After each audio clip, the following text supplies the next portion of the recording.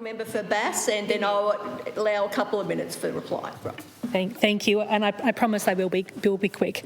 As others have noted, Tasmania's story didn't just begin 200 years ago. It began tens of thousands of years ago with the Palawa people who lived and cared for country. And since colonisation has, and since then I should have stuck to my notes.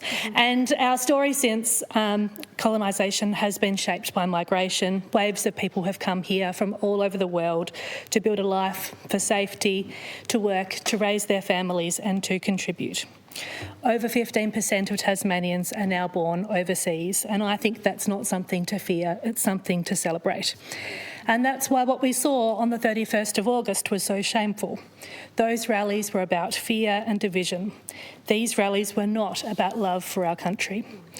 White supremacists and neo-Nazis were not just in attendance, they were given a platform. They stormed Camp Sovereignty and they targeted Aboriginal people and migrants. I know that there's fear in our community. I've heard it and I've seen it. Ahead of the rallies, many Tasmanians were worried, and rightly so. Tasmania is proudly a multicultural state. Migrants contribute every single day to the fabric of our communities.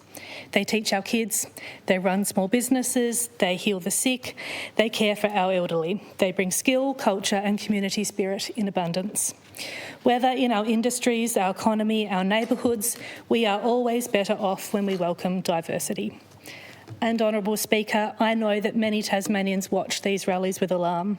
People are frightened, people are unsettled, and they have every right to be. Because when extremists are marching on our streets, making hateful comments, targeting Aboriginal Tasmanians and multicultural communities, it makes people feel unsafe in their homes, their workplaces, in our schools. I was so glad to see on social media that in Launceston only about 4 or 5 people showed up to the rally that was in Launceston. I don't think they could even call it a rally, but obviously the numbers in Hobart and other cities around the country was much higher. But I also do note that there was another rally in Hobart on that day, and that's really humbling to see. I hope that this Parliament will stand shoulder to shoulder with those who are feeling vulnerable or feeling targeted at the moment. And I encourage us all to check in on family and friends and those who may need support at this time. And I also thank the multicultural organisations who are working hard to keep people safe and feeling supported. I know that they're doing the heavy lifting, building inclusive communities and standing against hate. In particular, I'd like to acknowledge the Multicultural Council of Tasmania, the Migrant Resource Centre of Tasmania, Welcome Cultural Services, the Culturally Diverse Alliance Tasmania and Citizens Tasmania, along with so many others.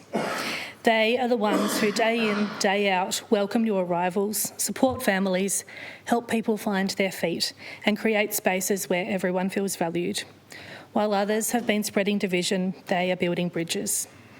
My commitment to this House and to our community is that in my new role as the Shadow Minister for Multicultural Affairs, that I will elevate the voices of culturally and linguistically diverse communities. And here's the principle that I will be guided by. Nothing about us without us. I believe that culturally and linguistically diverse Tasmanians must be at the table shaping the policies and services that affect their lives, because that representation matters. And I welcome the fact that Tasmania has finally joined every other state in having our very own Minister for Multicultural Affairs.